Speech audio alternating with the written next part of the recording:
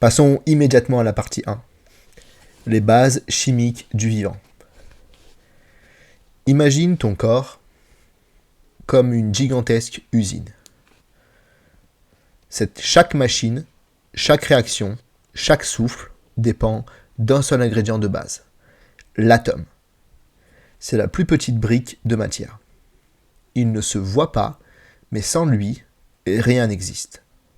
Ni toi, ni ton café, ni même l'air que tu respires. Au centre de l'atome, il y a le noyau, chargé positivement. C'est lui le cœur du système. Il contient les protons, positifs, et les neutrons, neutres. Autour, en orbite, tournent les électrons, chargés négativement. Et là, piège classique des QCM. Certains pensent que les protons gravitent autour du noyau. C'est faux. C'est bien les électrons qui tournent autour du noyau. Résultat, globalement la charge positive du noyau compense la charge négative des électrons. L'ensemble est donc électriquement neutre. Retiens juste ça. Le noyau est positif, mais l'atome est neutre.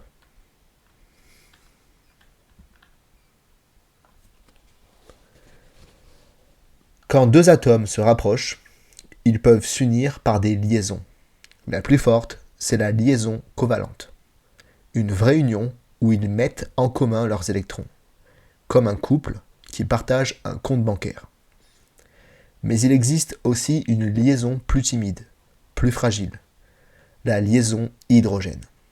Ce n'est pas un mariage, c'est plutôt une poignée de main rapide entre deux molécules, souvent entre un hydrogène et un oxygène, ou un azote. Elle peut se produire à l'intérieur d'une même molécule ou entre plusieurs molécules différentes. Et même si elle est faible, elle est essentielle. C'est elle qui maintient la fameuse double hélice de l'ADN. En résumé, faible, mais vitale.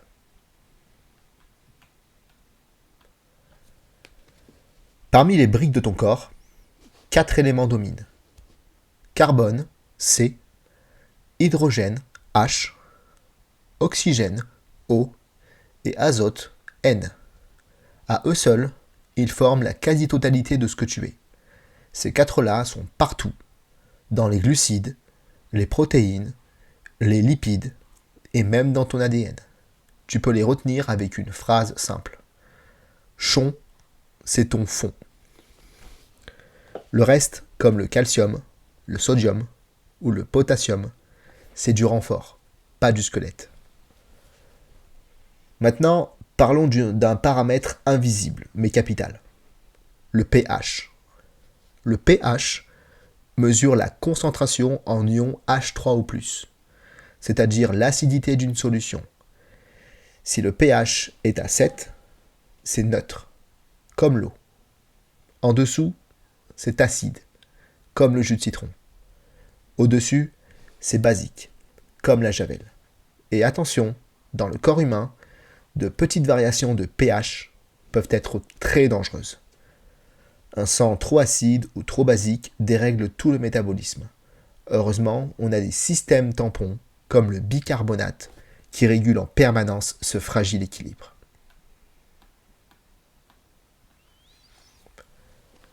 Ensuite, il y a les éléments minéraux. Certains sont présents en grande quantité, comme le calcium, d'autres en traces infimes. Ce sont les oligoéléments. Le magnésium, par exemple, n'est pas un oligoélément. C'est un macroélément, indispensable à la contraction musculaire et à la production d'énergie. Son symbole est Mg, pas Mn. Ça, c'est le manganèse. Et quand il manque, fatigue, crampes, irritabilité, le corps te le fait sentir.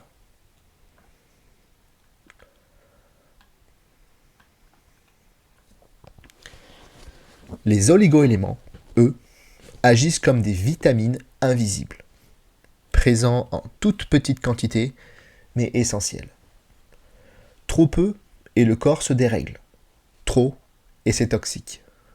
Le sélénium, par exemple, agit comme un antioxydant, un bouclier contre le stress oxydatif.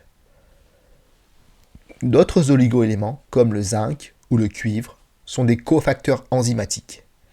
Sans eux, les enzymes ne peuvent pas bosser.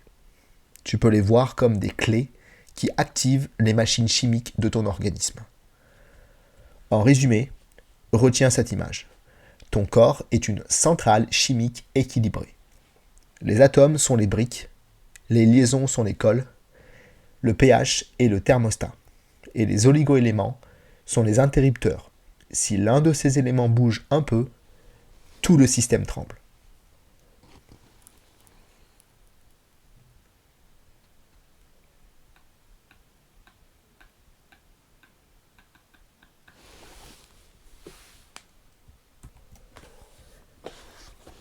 Passons maintenant à la partie 2.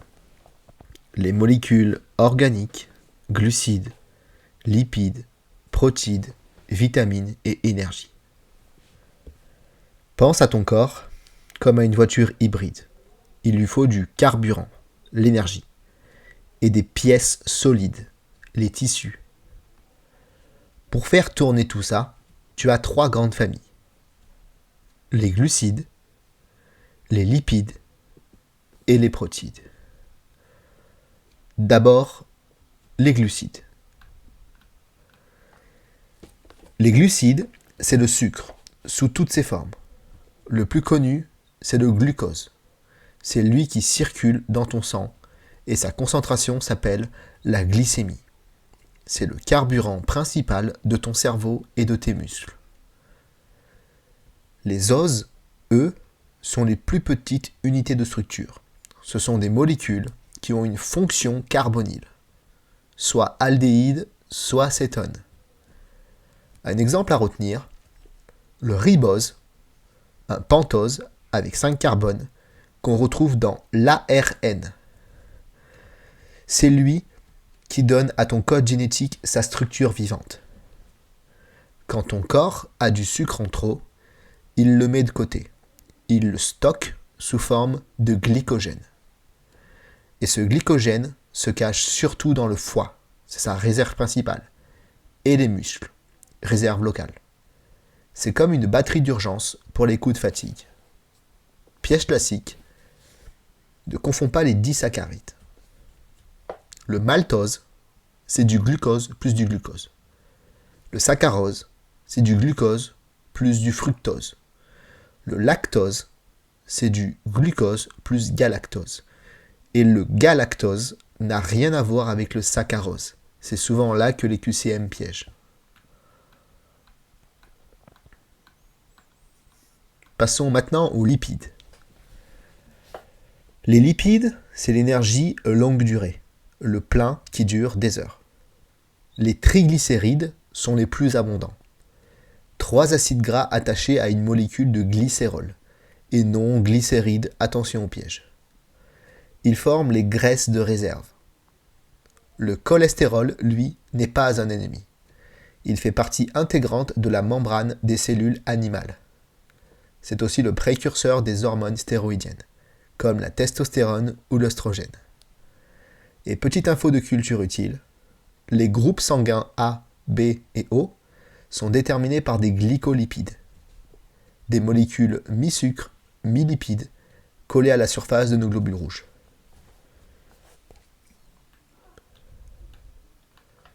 Passons maintenant aux acides aminés et aux protéines. Les acides aminés, c'est la matière première des protéines. Chaque acide aminé porte 2 fonctions. Une fonction amine, NH2, et une fonction carboxylique, COOH. Certains sont dits essentiels, car ton corps ne peut pas les fabriquer. Tu dois donc les manger. Quand ils sont dégradés, certains deviennent des amines biogènes, comme la dopamine ou la sérotonine. Ce sont des molécules issues de la décarboxylation d'acides aminés. Les protéines, elles, sont formées d'une chaîne d'acides aminés reliés par des liaisons peptidiques. Leur structure peut être simple ou très complexe. La structure primaire, c'est l'ordre des acides aminés. La structure secondaire, ce sont des hélices ou des feuillets. La structure tertiaire, c'est le repliement complet. Et la structure quaternaire, c'est l'association de plusieurs chaînes. Attention au piège de QCM, la structure secondaire n'est pas la structure terminale. Exemple concret, le collagène, protéine structurelle, est partout dans la peau et les tendons. L'insuline, elle, est une hormone protéique et non stéroïdienne. Passons maintenant aux vitamines. Les vitamines hydrosolubles, comme les vitamines B et C, se dissolvent dans l'eau. Elles ne s'accumulent pas, donc pas de risque d'intoxication. L'excès est éliminé dans les urines. Mais si tu n'en manges pas assez, tu peux avoir une subcarence, petit déficit chronique. Elles ne sont pas dans les huiles. Au contraire, ça c'est pour les liposolubles. A, D, E, K.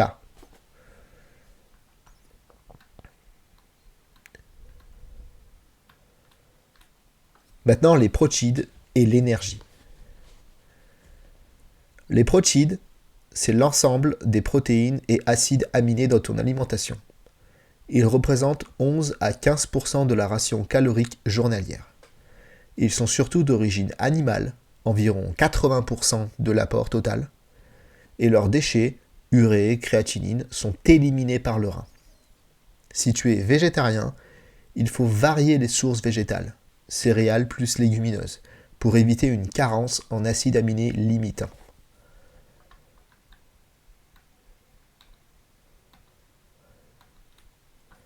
L'énergie et la dénutrition désormais. 1 gramme de glucides, c'est 4 kilocalories. 1 gramme de protides, c'est aussi 4 kilocalories. Et 1 gramme de lipides, c'est 9 kilocalories. Chez un adulte, l'équilibre est simple. Apport égale dépense. Chez un enfant, il faut plus. Il grandit, donc ses apports doivent dépasser ses dépenses. Quand cet équilibre se brise, arrive la dénutrition. Elle peut toucher tout le monde, même dans les pays riches, surtout les personnes âgées ou hospitalisées. Elle entraîne une fatigue, une perte musculaire, une marche difficile et aggrave les maladies existantes. Les fibres alimentaires, elles, ne donnent pas d'énergie mais aident le transit. On les trouve dans les fruits et légumes. Elles sont insolubles quand elles se trouvent dans la peau ou l'enveloppe. L'apport conseillé est de 25 grammes par jour. Enfin, pendant un jeûne, ton corps vide d'abord ses réserves de glycogène, environ 24 à 48 heures, pas 15 jours. Puis il puise dans les graisses, tout en protégeant les tissus essentiels, notamment les muscles. Le cerveau et les globules rouges restent prioritaires en glucose. En résumé, les glucides te donnent l'énergie immédiate. Les lipides, l'énergie de réserve. Les protides, les briques du corps. Et les vitamines, les outils de régulation. Quand tout est équilibré, le moteur tourne rond.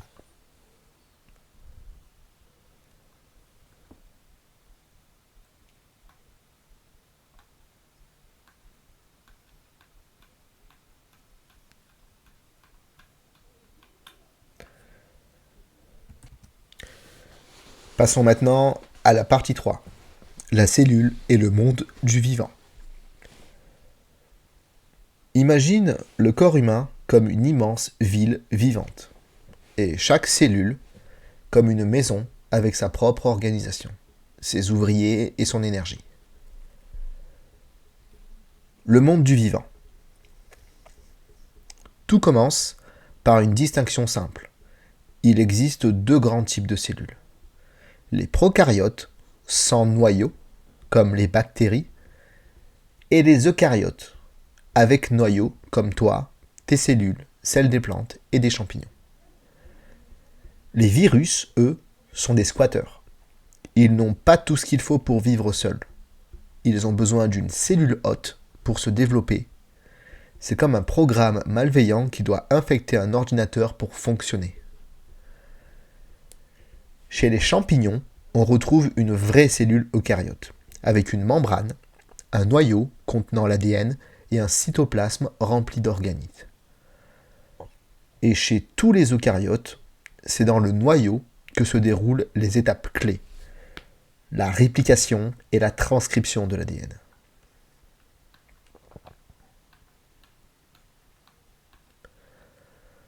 Passons à la membrane plasmique.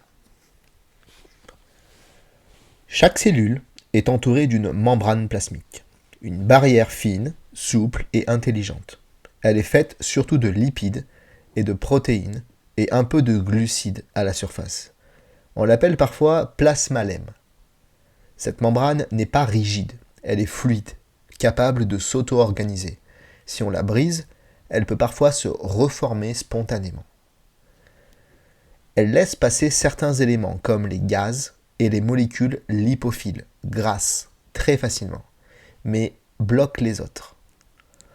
Et pour faire passer ce qui ne peut pas entrer tout seul, elle utilise des transports actifs qui consomment de l'énergie, ATP. Attention à l'erreur fréquente. Le cholestérol est bien présent dans la membrane plasmique des cellules animales, pas seulement dans les mitochondries. Il participe à sa souplesse.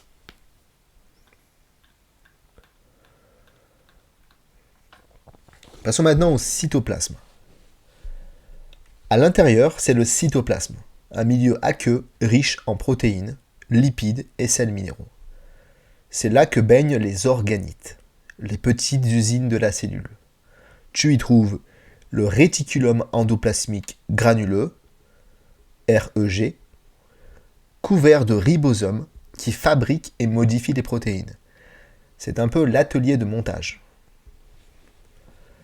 Tu y trouves aussi le réticulum endoplasmique lisse, REL, qui s'occupe des lipides. Il y a aussi l'appareil de Golgi, empilement de saccules ou citernes avec des vésicules qu'on appelle dictyosomes. Il trie, emballe et expédie les protéines comme un centre postal. Il y a aussi les ribosomes. Eux sont les véritables machines de production des protéines. Et enfin, la mitochondrie, qu'on surnomme la centrale énergétique. Elle fabrique de l'ATP, le carburant cellulaire. Toutes les cellules humaines en ont, sauf les globules rouges. On ne dit pas cellules humaines, on dit cellules humaines. Ok. Ça partira pas au montage. Maintenant, le cycle cellulaire. La vie d'une cellule suit un cycle précis, comme une horloge. Tout est contrôlé. La quantité et la qualité de l'ADN sont surveillées à chaque étape. La cellule passe par plusieurs phases. La phase G1, où elle grandit, se prépare à copier son ADN. La phase S, où elle réplique son ADN. Et la phase G2, où elle se prépare à se diviser. Attention, la réplication de l'ADN se fait en phase S, pas en G1. C'est une erreur classique. Maintenant, la réplication de l'ADN. Quand l'ADN se duplique, il le fait selon un modèle semi-conservatif. Chaque nouvelle molécule contient un brin ancien et un brin nouveau. Donc, je vais le redire parce que c'est... Chaque nouvelle molécule contient un brin ancien et un brin nouveau. Le processus est bidirectionnel, dans les deux sens, et asymétrique, car un brin se copie plus vite que l'autre.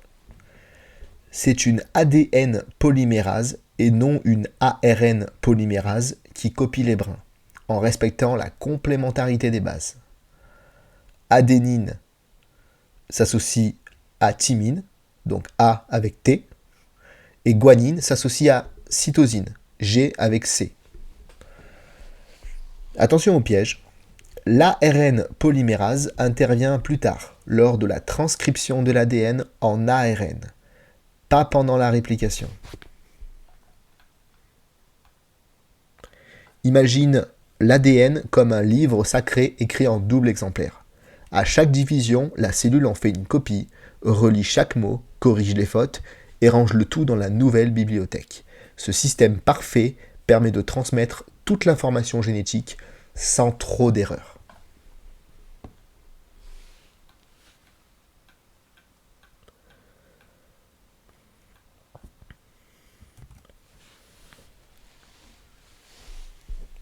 Passons maintenant à la partie 4, division cellulaire et génétique.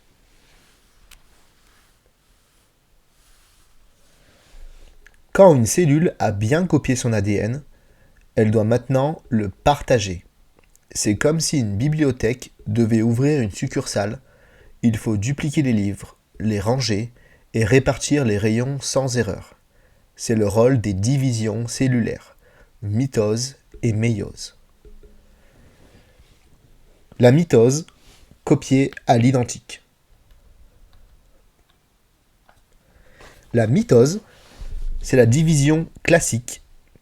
Une cellule se divise pour en donner deux identiques. C'est ce qui permet de grandir, réparer les tissus ou remplacer des cellules mortes. Elle se déroule en plusieurs phases précises. En prophase, les chromosomes se condensent. En prométaphase, l'enveloppe nucléaire disparaît et non se met en place. C'est un piège classique. En métaphase, les chromosomes s'alignent au centre de la cellule, sur le plan équatorial.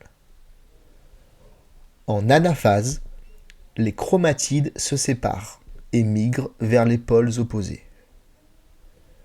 Et enfin, en télophase, les noyaux des cellules filles se reforment. Et c'est terminé. Deux cellules filles génétiquement identiques sont prêtes à reprendre le cycle.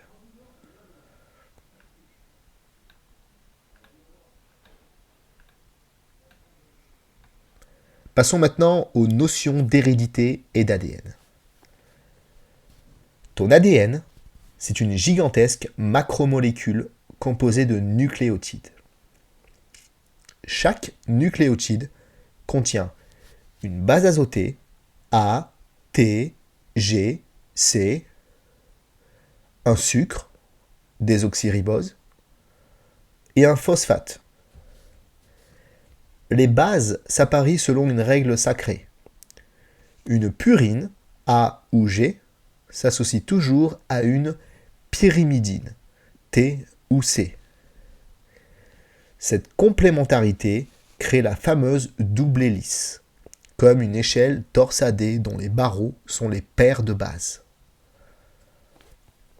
Attention, ne confonds pas avec l'ARN, qui contient l'uracile U à la place de la thymine T. Chez l'humain, le patrimoine génétique est contenu dans les chromosomes. 23 paires au total, soit 46 chromosomes par cellule, dont 22 paires d'autosomes, qui codent pour tout le corps, et une paire de chromosomes sexuels, XX pour la femme, XY pour l'homme. C'est cet ensemble qu'on appelle le karyotype.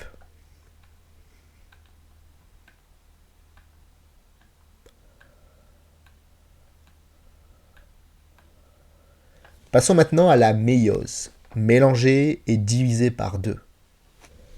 La méiose, elle, est différente. C'est la division spéciale des cellules sexuelles, ovules et spermatozoïdes. Elle permet de diviser par deux le nombre de chromosomes pour obtenir des cellules haploïdes, 23 chromosomes chacune. Ainsi, quand deux gamètes se rencontrent, la fécondation redonne une cellule avec 46 chromosomes. Le compte est bon. La méiose se déroule en 2 divisions successives, mais avec une seule réplication de l'ADN au départ. C'est ce qui la distingue de la mitose. Pendant la première division, les chromosomes homologues s'apparient. C'est le synapsis. À ce moment, des échanges de fragments d'ADN ont lieu entre eux. Ce sont les chiasmas. C'est ce mécanisme qui mélange les gènes et crée la diversité génétique. Aucun gamète ne ressemble à un autre. Attention, les bivalents, paires de chromosomes homologues, s'alignent sur le fuseau en métaphase 1, pas en métaphase 2. Et en télophase 2, les chiasmas ont disparu. On ne les voit plus. Pour résumer simplement, mitose égale copie conforme pour grandir et réparer. Méiose égale mélange génétique pour créer la vie. Une erreur dans l'une de ces étapes peut causer des anomalies chromosomiques, comme la trisomie 21, preuve que ce mécanisme doit être millimétré.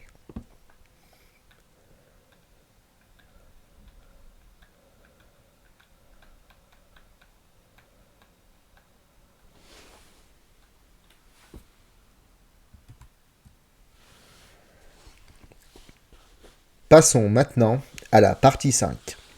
Communication cellulaire et système nerveux. Imagine que ton corps est une ville ultra connectée. Chaque cellule est un habitant qui doit envoyer et recevoir des messages pour que tout fonctionne. Rythme cardiaque, température, humeur, digestion.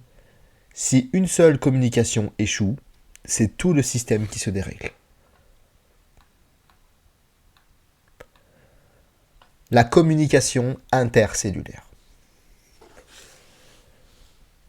Les cellules peuvent discuter de 3 façons principales. Localement, à distance ou en secret. La communication endocrine, c'est la messagerie longue distance. Une cellule libère une hormone dans le sang qui voyage jusqu'à une cellule très éloignée pour lui donner un ordre. Exemple, l'insuline, produite par le pancréas, agit sur les cellules du muscle. La communication paracrine, elle, agit localement, comme un texto envoyé au voisin d'à côté. Et la communication autocrine, c'est la cellule qui se parle à elle-même. Oui, littéralement. Certaines communications se font aussi par contact direct, via des protéines d'adhérence, qui permettent aux cellules de se toucher, de se reconnaître, de se coller.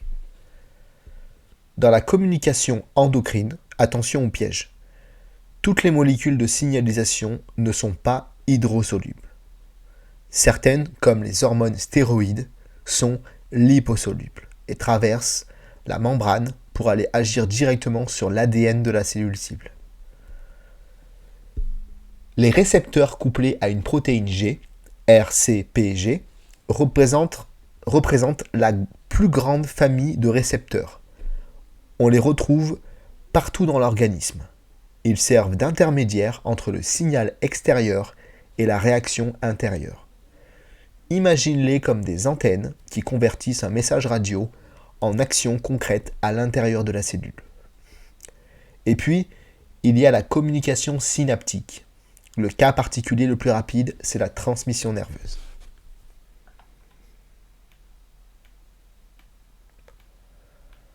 La transmission synaptique. Dans une synapse, 2 neurones se font face. L'un envoie, l'autre reçoit. Entre eux, une minuscule fente, la fente synaptique. Il existe 2 types de synapses.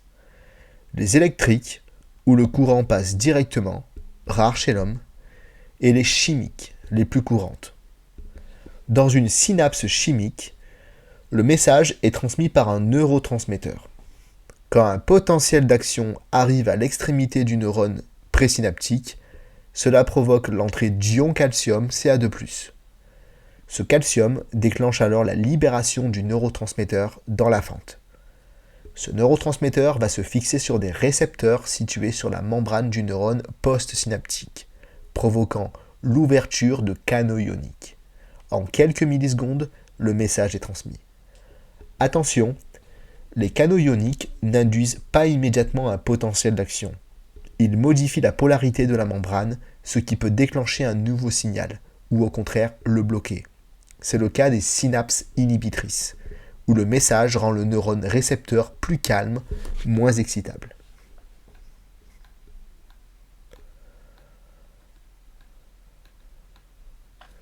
Passons aux neurones. Il existe différents types de neurones selon leur forme. Le neurone multipolaire, avec de nombreuses dendrites et un seul axone, est le plus fréquent dans le système nerveux central. Le neurone bipolaire, un axone, une dendrite, se trouve plutôt dans la rétine ou l'oreille. Et le neurone unipolaire, rare, est plus simple. C'est souvent ici que les QCM te piègent.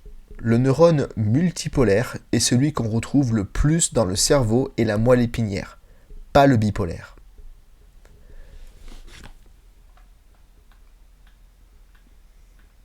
Passons maintenant au tissu nerveux. Le tissu nerveux, c'est le réseau complet. Les neurones, cellules nerveuses, et les cellules gliales, non nerveuses mais indispensables.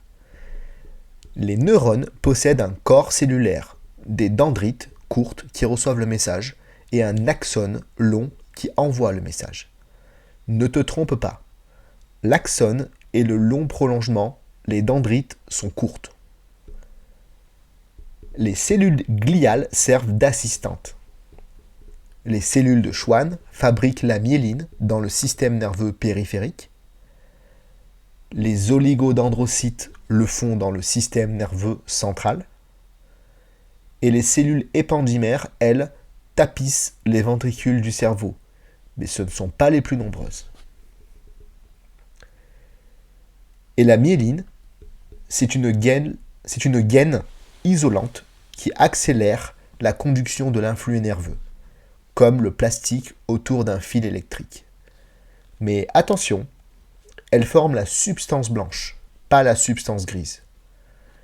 Les QCM adorent ce piège. En résumé, les cellules se parlent sans arrêt, par hormones ou impulsions électriques.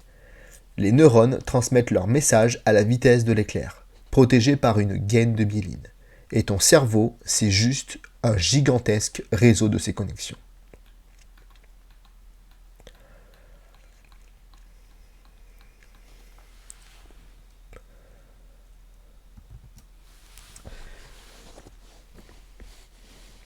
Passons maintenant à la partie 6, muscles et tissus conjonctifs. Ton corps, c'est une mécanique vivante. Pour bouger, il faut des muscles qui tirent sur des tendons, eux-mêmes attachés à des os. Le tout maintenu par du tissu conjonctif, un vrai système de câbles, de poulies et d'amortisseurs. Le muscle squelettique, la machine du mouvement. Une fibre musculaire est une cellule géante, pleine de myofibrilles.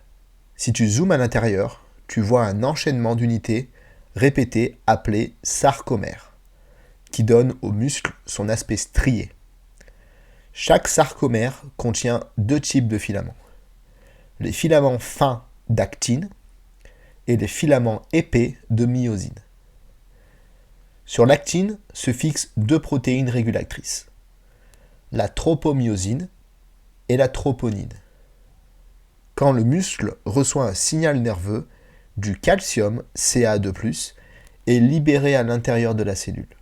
Ce calcium se lie à la troponine, déplaçant la tropomyosine et permettant à la myosine de s'accrocher à l'actine. C'est le glissement des filaments les uns sur les autres qui provoque la contraction. Le sarcomère se raccourcit, les lignes Z se rapprochent, mais la bande A, celle de la myosine, ne change pas de taille. Attention aux pièges fréquents. La bande A ne diminue pas. Cette contraction demande de l'énergie fournie par l'hydrolyse de l'ATP et non directement par le glucose. Le glucose sert à fabriquer cet ATP dans la mitochondrie. Sans calcium ni ATP, les muscles se figent, c'est la rigidité cadavérique. Et pour faire une parenthèse sur ce point, ce type de chapitre, c'est plus intéressant de regarder les schémas. Et ce que je ferai, ce sera une vidéo sur l'A2.1 et l'A2.2 en particulier, et de manière générale, toutes les unités d'enseignement où il y a des schémas à réviser. Je ferai une vidéo dédiée uniquement aux schémas. Je regrouperai tous les schémas qui sont sortis en QCM, de tous les QCM de chaque UE, et je les expliquerai en une vidéo. Voilà. J'essaierai de faire ça. Mais autrement, mes cours restent très intéressants. Donc ne vous dites pas que comme il y a les schémas, mes cours, faut pas les écouter. Mes cours sont très intéressants pour prendre pratiquement tous les points, mais il faut compléter ça avec les schémas. Et pour les schémas, je ferai une vidéo spéciale schéma pour les UE avec les schémas, tout simplement. Donc on va reprendre le cours.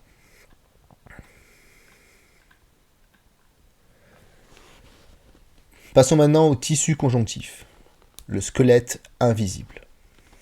Les tissus conjonctifs relient, soutiennent, remplissent et protègent tous les organes. C'est un peu la toile de maintien du corps. Il existe plusieurs types.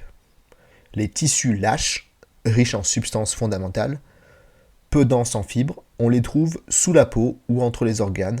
Exemple emblématique, le tissu conjonctif muqueux du cordon ombilical, très gélatineux. Et les tissus denses, riches en fibres de collagène, peu de cellules, on les retrouve dans les tendons et ligaments. Certains sont orientés, fibres parallèles dans les tendons, d'autres non orientés comme dans la peau. Et il existe un type particulier, le tissu dense élastique, présent dans la paroi des artères. Grâce à lui, les vaisseaux peuvent se dilater et se rétracter à chaque battement du cœur. Attention au piège classique, les ligaments ne sont pas non orientés mais orientés. Et l'endomètre n'est pas dense en fibres, il est glandulaire.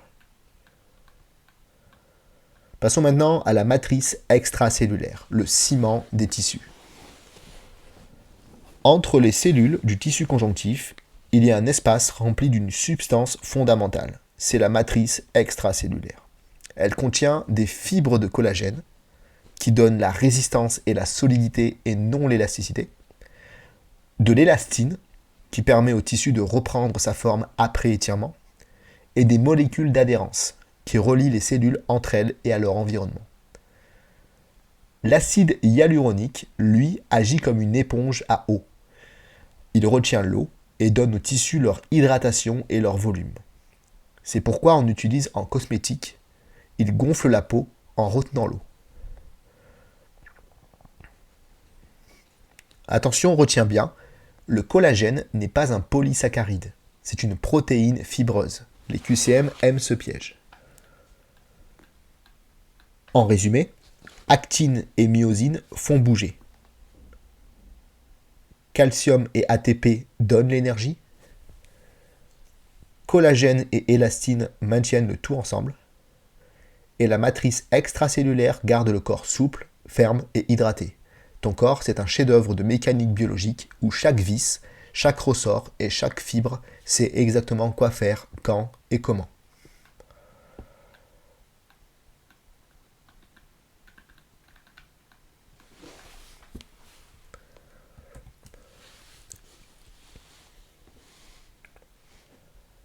Passons enfin à la partie 7, les épithéliums et les glandes.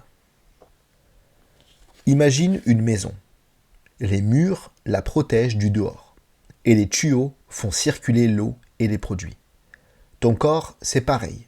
Les épithéliums sont les murs protecteurs, et les glandes sont les robinets qui sécrètent ce dont tu as besoin.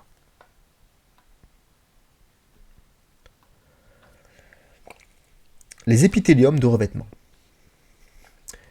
Les épithéliums de revêtement tapissent toutes les surfaces, la peau, les muqueuses, les voies respiratoires, digestives et urinaires. Ils protègent, filtrent, absorbent et parfois même permettent les échanges. Sous chaque épithélium, on trouve une fine couche grise appelée lame basale. C'est elle qui ancre les cellules épithéliales au tissu conjonctif, comme une colle invisible. Les épithéliums sont classés selon deux critères. Le nombre de couches, simple, pseudostratifié ou pluristratifié, et la forme des cellules, cubique, prismatique, pavimenteuse. Exemple, un épithélium simple prismatique tapisse l'intestin. Une seule couche, cellules allongées. Un épithélium simple cubique tapisse les tubes rénaux.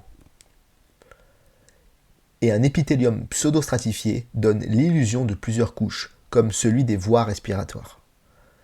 Attention au piège classique, un épithélium de revêtement ne sécrète pas dans le sang. Ce sont les épithéliums glandulaires qui le font.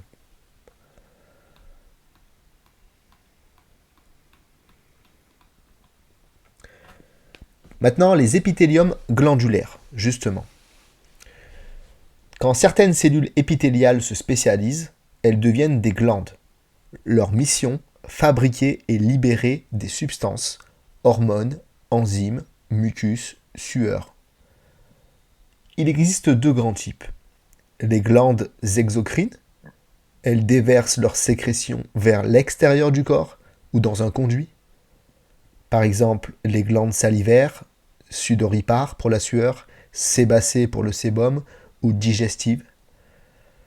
Et les glandes endocrines, elles libèrent leurs hormones dans la circulation sanguine, sans conduit. Exemple, la thyroïde, le pancréas endocrinien ou les surrénales.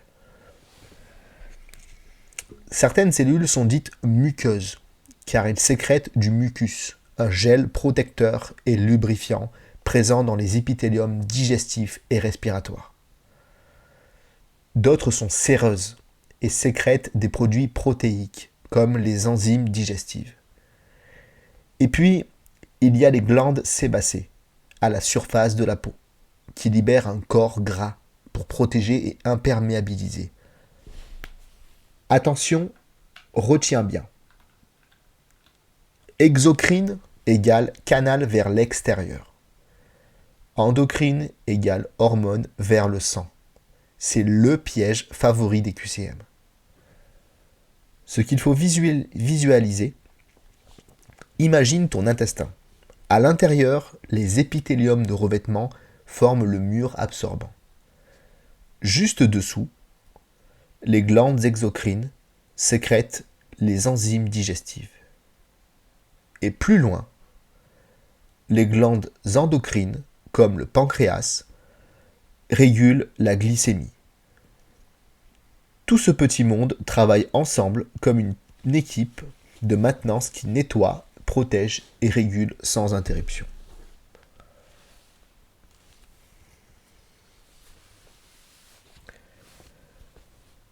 Tu viens d'écouter IFSI Réussite, la méthode qui transforme les sujets IFSI en savoir clair, vivant et utile. Ce sujet vient s'ajouter à tous les autres que tu trouveras ici. Chaque vidéo te fait progresser parce que chaque sujet sont complémentaires entre eux et te donne les notions pour valider toutes tes unités d'enseignement. C'est ça, la méthode IFSI Réussite, apprendre par la diversité des sujets, pour que ton cerveau crée des ponts entre les notions et retienne tout ce qui tombera à l'examen. Et sans effort. À force d'écouter et de lire ces cours, tu finiras par tout connaître sans t'en rendre compte. Pas besoin de relire 100 fois les mêmes polycopiés. Ici, tu avances sujet après sujet, UE après UE, jusqu'à construire une base solide pour valider tes 3 années d'IFSI. Parce que la réussite, c'est pas une question de chance, c'est une question de méthode. Et cette méthode, tu viens de la vivre. C'était IFSI Réussite, le savoir vivant, clair et efficace.